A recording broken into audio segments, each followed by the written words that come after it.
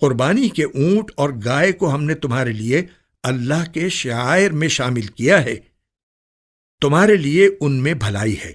چنانچہ جب وہ ایک قطار میں کھڑے ہوں ان پر اللہ کا نام لو، پھر جب ذبح ہو کر ان کے پہلو زمین پر گر جائیں تو ان کے گوشت میں سے خود بھی کھاؤ اور ان محتاجوں کو بھی کھلاؤ جو صبر سے بیٹھے ہوں، اور ان کو بھی جو اپنی حاجت ظاہر کریں، اور ان جانوروں کو ہم نے اسی طرح تمہارے تابع بنا دیا ہے تاکہ تم شکر گزار بنو۔ اللہ کو نہ ان کا گوشت پہنچتا ہے نہ ان کا خون، لیکن اس کے پاس تمہارا تقوی پہنچتا ہے۔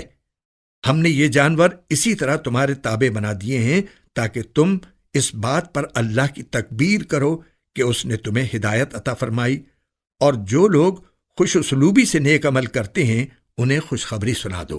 بے شک اللہ ان لوگوں کا دفاع کرے گا جو ایمان لے آئے ہیں۔ یقین جانو کہ اللہ کسی دغا باز ناشکرے کو پسند نہیں کرتا۔